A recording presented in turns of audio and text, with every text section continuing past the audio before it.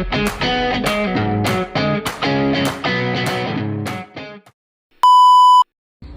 ya, cuma karena kita scrolling media sosial beberapa menit aja, kita bisa merasa hidup kita tertinggal. Lihat orang lain liburan, kita insecure. Lihat teman-teman mulai wisuda, kita mulai panik. Lihat orang lain bahagia, kita mulai mempertanyakan tentang hidup kita sendiri. Dan tanpa kita sadari, kita mulai mengukur nilai diri kita dari kehidupan orang lain. Hari ini, media sosial sudah menjadi bagian dari hidup kita. Bangun tidur, scroll TikTok. Mau makan, buka Instagram. Bahkan, sampai kita mau tidur lagi pun, kita masih nge-scroll.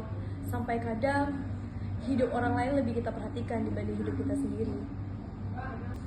Padahal, media sosial itu hanyalah tempat bagi orang-orang menunjukkan bagian terbaik dari hidupnya. Yang diposting, senyumannya, pencapaiannya, bahkan momen bahagianya.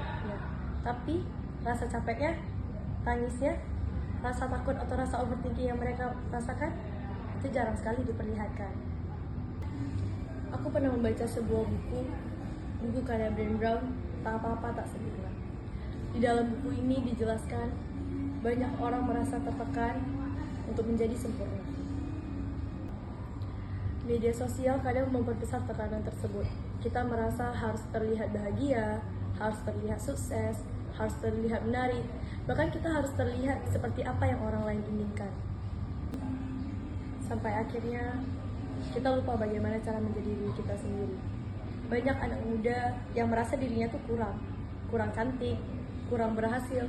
Bahkan banyak anak muda yang berpikir dirinya itu kurang berharga.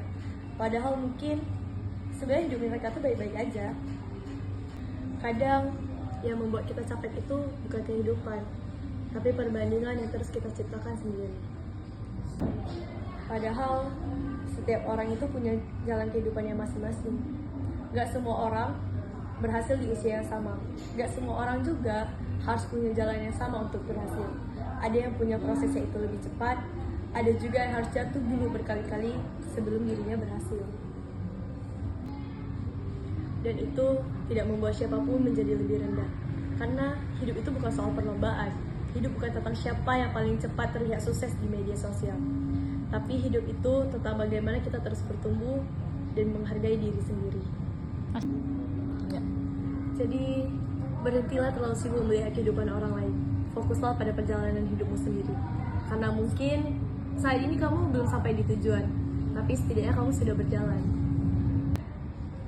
Seperti yang sudah ditulis oleh Brené Brown di buku ini, hilangkan pikiran kita harus jadi seperti apa, maka jadilah diri sendiri. Karena media sosial hanyalah tempat orang untuk menunjukkan momen terbaiknya, sedangkan kehidupan nyata jauh lebih luas dari sebuah layar.